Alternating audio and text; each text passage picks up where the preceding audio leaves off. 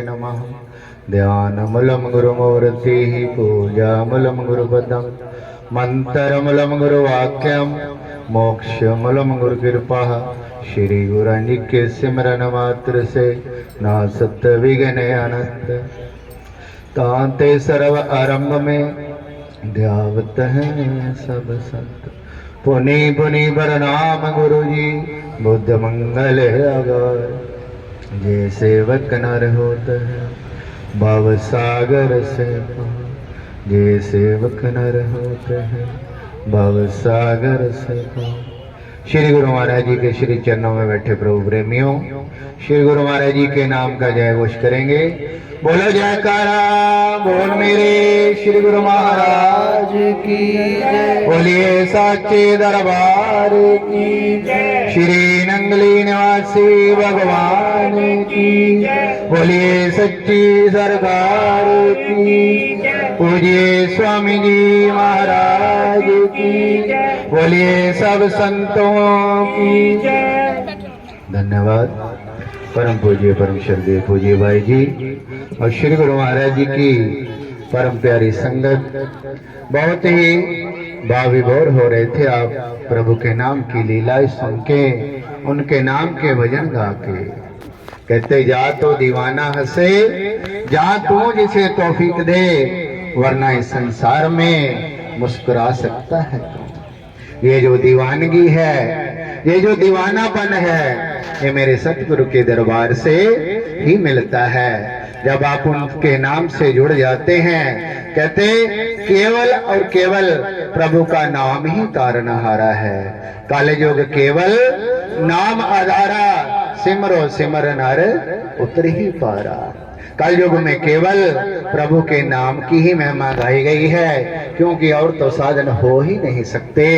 इस करके हरि नाम, प्रभु के नाम का कीर्तन और उनके नाम का गुणगान गाना और उनके नाम को जपना, और यही कली में जो है तारनहार है। सहज ही इससे प्रभु के श्री चरणों में इंसान पहुंच जाता है। कहते जा तो दीवाना हंसे, जहां तू जिसे तौफीक दे, वरना इस संसार में रहकर मुस्कुरा सकता है कौन। सब आप नाच रहे थे, कोई तन से कोई मन से, लेकिन जब जो इंसान मन से नाचता है तो बात फिर ही बनती है। भजन बोलते हैं ना जी, मुझे मीरा वाली लगन लगा दे, तेरा केड़ा मूल लगदा। उसका मूल तो नहीं लगता, लेकिन मूल तो हमने लगाना है, प्रयास हमने करना है, कर्म हमने करना है। गुरुदेव की एक ही झलक आपके ऊपर पड़ गई तो काम बन जाता है। कहते ये जरूरी है कि सबकी साकी के ऊपर नजर हो। ये जरूरी है सबकी साकी के ऊपर नजर हो। ये जरूरी नहीं कि सब पे साकी की नजर हो। ये तो उनकी रहमत है, उनका कर्म है कि कब किस पे कृपा कर दें। लेकिन हमने निरंतर उनके नाम की धारा में बहना है। मेरे दादा गुरुदेव परमहंस दयाल जी महाराज, जिनका ये सब सिलसिला चल रहा है, जिनकी कृपा में बरसात हो रही है। बक्सर के जंगलों में 20 साल उन्होंने तप साधना की। कहते तने उरियानी से नहीं कोई बेहतर लिबास, ये वो जामा है जिसका कोई उल्टा सीधा नहीं। कहते दादा गुरुदेव महाराज जी जब जंगल की ओर गए तो जो तन पे एक लंगोट था वो भी तोई नदी में बहा दिया, और गंगा जी में स्नान करके प्रभु के चरणों में सदा सदा के लिए लेव लगा दी। कभी शेर आते हैं, कभी चीते आते हैं, कितने जंगली जानवर उनके आसपास रहते थे।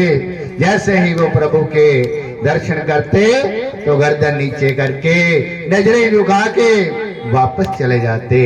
ऐसा रुतबा था मेरे दादा गुरु महाराज जी का, जो निर्वस्त्र रहे, प्रभु की सेवा में तन मन लगा दिया उन्होंने, इसलिए वो परमहंस के पद पे विराजमान हो गए। जब दादा गुरु महाराज जी ने सोचा कि अब जो रूहानियत है, ये जो शहंशाह का दरबार है, इसको आगे कैसे बढ़ाना है, ऐसे कैसे किया जाए ये सिलसिला जो आगे चलता रहे।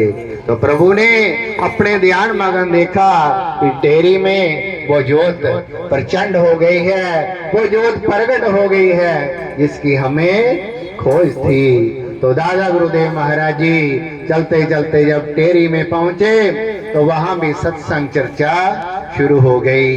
रोज शाम को सत्संग चलता। कितने दिन बीत गए और मेरे श्री गुरु महाराज जी नंगली निवासी भगवान जी उस समय दूर पहाड़ियों में जाकर छुप के वो तप करते थे। तो किसी महापुरुष ने कहा, किसी सज्जन ने कहा कि बाबा जी परमहंस महाराज जी आए हैं, आप भी उनके दर्शन करने के लिए चलिए, आप भी उनकी संगत करिए, आप भी उनके दर्शन करिए तो फिर देखिए कैसा आनंद है। तो मेरे श्री गुरु महाराज जी क्या कहते हैं कि अभी मन साफ नहीं हुआ। देखिए जो तपोधन है, जो सारा दिन सारी रात उस तप में लीन रहते हैं, उन्होंने छोटे से शब्द कहे कि अभी मन साफ नहीं हुआ, कि अभी ये स्थिति नहीं है कि मैं गुरुदेव के श्री चरणों में पहुंचूं, उनके दर्शन दीदार करें। जैसे उनका जिक्र किया तो मन तो साफ ही था।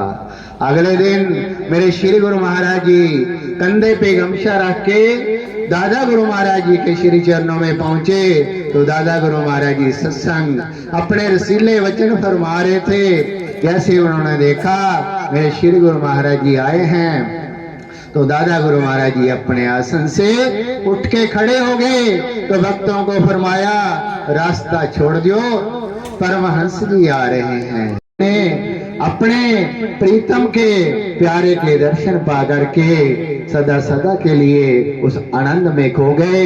और मेरे दादा गुरु महाराज जी ने उनको गले लगाया और साथ ही पलंग पे बिठाया। ऐसा दोनों महान हस्तियों का पहली बार मिलन हुआ। उसके बाद मेरे श्री गुरु महाराज जी के उन्होंने आदेश दिया कि आप जाइए आगरा में तप करिए, क्योंकि इस संसार को तप की त्याग की जरूरत है और इनको शिक्षा की भी जरूरत है। उनको कुछ करने की जरूरत नहीं थी, लेकिन उन्होंने गुरुदेव का आदेश माना और गुरुदेव ने भी चाहा कि इनको ऐसा करना चाहिए ताकि जो आने वाला जो इतिहास है याद रखे, हमारा जो परिवार है वो याद रखे कि इन महापुरुषों ने कैसे तप किया है। मेरे श्री गुरु महाराज जी नंगली निवासी भगवान जी ने 12 साल नीम के पत्ते उबाल के खाए और सदा सदा के लिए प्रभु की लो में लगे रहते थे। कहते जो प्रेमी दर्शन करने आते, कभी देखते हैं बाबा जी गुफा के अंदर हैं, कभी देखते हैं बाबा जी गुफा के बाहर हैं। सब अपनी अपनी श्रद्धा से प्रसाद लेके आते, उनके श्री चरणों में भेंट करते, लेकिन श्री गुरु महाराज जी कभी किसी वस्तु को हाथ नहीं लगाते। मेरे दादा गुरुदेव महाराज जी ने आदेश दिया था कि अगर कुछ जरूरत पड़े, अगर आपको मन करे कि मैंने रोटी खानी है, तो केवल रोटी ही मांगने का आदेश था। कहते जब नंगलापदी आगरा में वो विचरण करते कि चलो 2-4 घर भिक्षा मांग के लाते हैं, तो ये तो महापुरुष कल्याण करते हैं, उनको जरूरत नहीं रहती।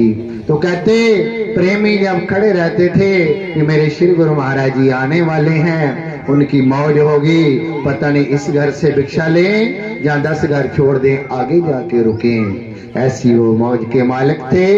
एक बार एक माता जी ने बहुत सुंदर बेग की सब्जी बनाई और ऐसे विचार किया कि प्रभु ये मैं आपके लिए बनाई है, कृपा करें भोग लगाएं, ये आपके निमित्त ही मेरा मन है कि ये सब्जी आपके लिए है और आप आए भोग लगाएं। माता जी खड़ी हो गई, सुबह से लेके शाम हो गई, पता चला कि अभी अभी बाबा जी आ रहे हैं। वो तो दिल की जानते हैं, जैसे पिछले घर में भिक्षा मांगी तो वहां से तुरंत चल दिए, उस माता के पास आए, माता जी को बोला कि 2 रोटी दो।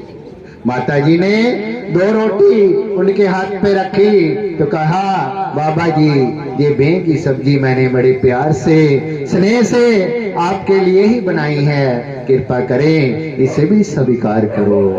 तो बाबा जी ने हाथ जोड़े, कहा नहीं, परमहंस महाराज जी का हुक्म है, केवल रोटी ही लेनी है। ऐसे ही तप और त्याग की वो परम मूर्ति जिनका आज हम यश गा रहे हैं और उनकी चरण शरण में बैठे हैं, उनके दर्शन मात्र से ही सहज जीव भवसागर से पार हो जाता है। जब तप करते करते उनका शरीर जर्रे जर्रे हो गया तो नंगलापति आगरा वालों ने दादा गुरु महाराज जी, परमहंस दयाल जी महाराज उस समय टेरी में विराजमान थे, उन्होंने उनके चरणों में पत्र लिखा, बाबा जी इनको ले जाइए, नहीं तो हमें सेवा का मौका दें, आप यहाँ आइए, अब हमें इनका शरीर देखा नहीं जाता। क्योंकि श्री गुरु महाराज जी बिल्कुल अस्वस्थ हो गए थे, केवल शरीर पे हड्डियां ही थी, वो मांस दिखाई नहीं देता था। जब गुफा के कभी अंदर होते कभी बाहर होते तो केवल हरिहर की आवाज सुनाई देती। कितने प्रेमियों ने उस आवाज को सुना, तो उस आवाज को सुनते ही जैसे जिसके कान में वो आवाज पड़ती थी वो आदमी आनंद विभोर हो जाता था।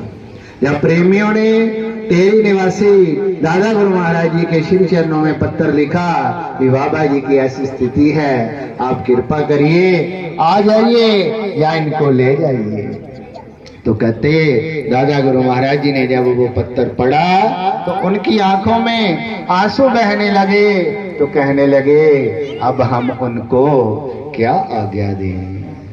वो अवधूत हो गए हैं, वो उस परम पद पे विराजमान हो गए हैं जहां उनको कहा जाए कि नानक कहो तो नानक हैं, कबीर कहो तो कबीर हैं, राम कहो तो राम है, कृष्ण कहो तो कृष्ण है, वो निर्भय पद के स्वामी हो गए हैं। अब हम उनको आज्ञा नहीं दे सकते, अब उनकी अपनी ही मौज है, जैसा वो चाहे। तो श्री गुरु महाराज जी को कहते हैं रूई में लपेट करके टेरी में लेकर गए। दादा गुरु महाराज जी ने अपने कर कमलों से उनकी सेवा की, उनके शरीर को संवारा और कहा आज मैं धन्य हो गया हूँ, जो भी इनसे नाम दीक्षा लेगा उनको 2 जहां में बरकत मिलेगी।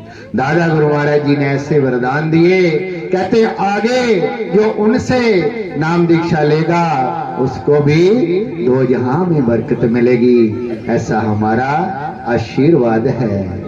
उन्होंने कहा कि बाबा जी हमारा ही सब रूप हो गए हैं, आज के बाद यही सब संभाल लेंगे। ऐसे मेरे श्री गुरु महाराज जी नंगली निवासी भगवान जी आगे उन्होंने मेरे निजातम प्रभु प्रेमावतार जो उनकी विरह में उनके नाम से उनके दर्शन करते ही रोते रहते थे, इसलिए उनको प्रेमावतार निजातम प्रभु की उपाधि दी। ये प्रेम के वशीभूत हैं। कहते जब भी मेरे श्री गुरु महाराज जी का नाम आता था तो वो सैसे रोना शुरू कर देते थे। एक बार मेरे श्री गुरु महाराज जी चकोड़ी आश्रम में विराजमान थे, सभी महापुरुषों से संतों से पूछा कि बताइए प्रेम प्रभु को पा सकता है, जिस हृदय में प्रभु के नाम की सच्चाई है, इसलिए वो ही प्रभु को सहज ही पा सकता है। प्रेम ही सब कुछ है, प्रेम ही आधार है, प्रेम ही उस प्रभु को निराकार से साकार कर देता है। तो सभी से पूछा कि प्रेम की परिभाषा क्या है, तो सब जिसका सिद्धांत था सबने अपने अपने मतलब से ध्यान से अपने सिद्धांत से श्री गुरु महाराज जी को बताया प्रेम ऐसा होना चाहिए, प्रेम ऐसा होना चाहिए। लेकिन सबकी जो सरलार्थ था सबका वो व्यर्थ था। मेरे श्री गुरु महाराज जी को संतुष्टि नहीं हुई। जब निजातम प्रभु की बारी आई तो श्री गुरु महाराज जी ने आदेश दिया कि आप ही बताइए प्रेम किसको कहते हैं। जैसे श्री गुरु महाराज जी ने निजातम प्रभु का नाम फरमाया तो वो खड़े होते ही हाथ जोड़े और आंखों में आंसू बहने लगे। कहते मेरे श्री गुरु महाराज जी अपनी वाणी में फरमाते हैं कि ये देखिए, इसको कहते हैं प्रेम। प्रेम कहने की बात नहीं है, प्रेम तो हो जाता है। अभी देखा आप जी ने, कितने लोग नाच रहे थे, कितने लोग कह रहे थे बहन जी आप भी उठो, आप भी उठो। ये तो दिल की बात है, जिसको नचावे यार वही नचता है।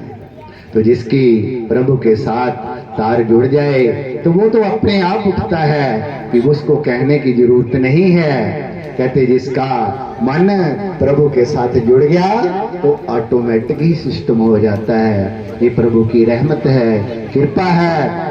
और निजातम प्रभु को ऐसी बख्शिश की मेरे श्री गुरु महाराज जी ने कहा कि अगर हमारे दर्शन बंद हो, अगर हमारे दर्शन खुले नहीं है, तो आप निजातम जी के दर्शन करके चले जाओ। इनमें मेरे में कोई अंतर नहीं है। इसलिए मेरे श्री गुरु महाराज जी ने आदेश दिया कि आज के बाद निजातम प्रभु की चारपाई चिकोड़ी आश्रम में लगाई जाए। आज के बाद ये नीचे नहीं बैठेंगे, ये चारपाई के ऊपर विराजमान होंगे। और मेरे में इनमें कोई भेद नहीं है। इसलिए उनको कहा कि ये मेरी ही निज आत्मा है, ये मेरा ही रूप है, मेरा ही स्वरूप है। इसलिए मेरे स्वामी जी महाराज जी को प्रेमावतार निजातम प्रभु कहा गया। उन्होंने सहसा ही इस संसार में उस प्रेम को उड़ेला, बखेरा और प्रभु के नाम का गुणगान गाया और श्री गुरु महाराज जी के साथ सबको जोड़ा। मेरे सार प्रभु मेरे श्री गुरु महाराज जी नंगली निवासी भगवान जी की उन्होंने 8 साल सेवा की और मेरे निजातम प्रभु की 22 साल उन्होंने सेवा की। सार प्रभु दिन रात एक कर देते थे और निरंतर निजातम प्रभु की सेवा में रहते थे। एक बार स्वामी जी महाराज जी ने कहा कि ऐसी ऐसी थकावट हो गई है कि सारा दिन सेवा सिमरन सत्संग करते करते ऐसी थकावट हो गई है इस शरीर को कि आप मेरे शरीर को लताड़ो। तो मेरे श्री गुरु महाराज जी का जब आदेश हुआ तो मेरे सार प्रभु भी संकुचित हो गए कि इनके शरीर पे पैर कैसे रखो। लेकिन गुरुदेव का जब आदेश होता है तो वो तो सहज होता है, क्योंकि समर्थ को नहीं दोष गुसाएं। जो समर्थ है उनको तो कोई दोष ही नहीं रहता, इसलिए उनकी आज्ञा का पालना जरूरी है। मेरे सार प्रभु ने वो सेवा को निरंतर बढ़ाया और आगे इस धरा को आगे बढ़ाते ही गए। आगे मेरे गुरुदेव पूज्य स्वामी जी महाराज जिनका जिन सिलसिला चल रहा है, जिस धारा में आप बैठे हैं, सबसे पहले सेक्टर 22 में उन्होंने पहला सत्संग किया था, जो अभी आप जी ने सूचना सुनी, जो 7 अप्रैल को होगा। उसमें मेरे स्वामी जी महाराज जी का और मेरे दादा गुरु महाराज जी का जन्म दिवस मनाया जाएगा। उनके नाम की लोरियां गाई जाएंगी और ये प्रभु को पाने का केवल ये सत्संग ही माध्यम है। इसलिए सबको यही संदेश देते हैं कि आप आइए और सत्संग में बैठिए और प्रभु के नाम से जुड़ जाइए, क्योंकि केवल प्रभु का नाम ही है जो आपको सहज पार कर देता है। कारण तो बहुत होते हैं कि मैं आज नहीं जा सकता, कल नहीं जा सकता, लेकिन जब आदमी हाट अपने मन में ठान लेता है कि मैंने जाना ही जाना है, तो परम पिता परमात्मा आप पे ही रास्ता बना देते हैं, क्योंकि करने वाले तो वो ही हैं, करे करावे आपे आप, मानस दे के कुछ नहीं। मेरे स्वामी जी महाराज उस समर्थ में थे कि कहते हैं मेरे श्री गुरु महाराज जी का जो जन्मदिन श्री नंगली सा मनाया जाता है, उसी उपलक्ष्य में ये सिलसिला चल रहा है, सत्संग चल रहे हैं कि श्री गुरु महाराज जी की बसंत पंचमी के बाद सब जगह उनके नाम का उत्सव मनाया जाता है, बसंत मनाई जाती है। कहते जहां भी मेरे श्री गुरु महाराज जी का सत्संग होता है वही बसंत होती है। अभी आप जी ने सुना कि कर लो दीदार सरकार आए हैं, उसी समय उनकी हाजिरी लग गई। आप जी ने देखा वो मस्ती का आलम, वो दीवानगी जो आप देख रहे थे, ये मेरे श्री गुरु महाराज जी की विशेष कृपा है। तो स्वामी जी महाराज जी ने बसंत मनाने के लिए सभी को बुलाया। सभी संत भी, संगत भी श्री गुरु महाराज जी के श्री चरणों में पहुंचे। तब श्री निर्यातम सार सेवा सदन में इतनी सुविधा नहीं थी, नीचे पराली डाल के ऊपर दरी बिछा के ही संगत को ठहराया जाता था। तो इतना बड़ा आयोजन हुआ, इतना सब कुछ बना, बड़ा प्रसाद लंगर में बना और सब चिंतित थे कि अभी बादल आए, अभी बारिश हो गई तो ये सब मामला गड़बड़ हो जाएगा। सब चिंता करने लगे कि बारिश होगी तो सब तो काम खराब हो जाएगा, ये लंगर भी खराब हो जाएगा, संगत के ठहरने की जगह भी खराब हो जाएगी। तो कुछ प्रेमियों ने मेरे गुरुदेव स्वामी जी महाराज जी के श्री चरणों में प्रार्थना की, फिर प्रभु हमें तो चिंता हो रही है, ये मौसम इतना खराब हो गया कि अभी बारिश आई कि अभी आई। मेरे स्वामी जी महाराज जी ने मेरे गुरुदेव स्वामी जी महाराज जी के श्री चरणों में प्रार्थना की, फिर प्रभु हमें तो चिंता हो रही है, ये मौसम इतना खराब हो गया कि अभी बारिश आई कि अभी आई। मेरे स्वामी जी महाराज जी ने वो बात सुनी और आंखें बंद की और चुप हो गए। तो उन प्रेमियों को कहा कि जाओ आप अपनी सेवा में लग जाओ, जो जो आपकी सेवा है उसे बखूबी निभाओ, ये काम मेरे श्री गुरु महाराज जी का है, वो अपने संभाल लेंगे। तो जो कहने वाले कहते हैं, उसी समय मेरे स्वामी जी महाराज बाहर आए और उन्होंने आकाश की तरफ देखा तो इंद्रदेव को चेतावनी दी, हे इंद्र, मेरे गुरुदेव का जन्मदिन है, इतनी दूर दूर से संगत आई है, कोई शैतानी नहीं करनी, कोई शरारत नहीं करनी। तो कहते जैसे ये शब्द फरमाए तो 10-15 मिनट में ही बादल साफ हो गए, धूप लग गई। ये है मेरे गुरु महाराज जी के नाम की महिमा। करता करे न कर सके, गुरु करे सो खोए, 7 दीप 9 खंड में गुरु से बड़ा न कोई। ये है मेरे गुरुदेव की महिमा, ये चमड़े की जुबान नहीं गा सकती, जितनी भी कहो उतनी ही कम है। इसलिए यही चंद शब्द श्री चरणों में अर्पित हैं और कोई गुस्ताखी हो उसके लिए क्षमा प्रार्थी हूँ। अब पूज्य भाई जी आप जी को आशीर्वाद देंगे, सत्संग सुनाएंगे, ऐसी कामना करते हुए गुरुदेव के नाम का जय घोष करेंगे। बोलो जयकारा बोल मेरे श्री गुरु महाराज की जय। बोलिए सच्चे दरबार की जय। श्री नंगली निवासी भगवान की जय। श्री वरवंश दयाल महाराज की जय। श्री निजातम भगवान की, सार भगवान की, पूजिए स्वामी जी महाराज की।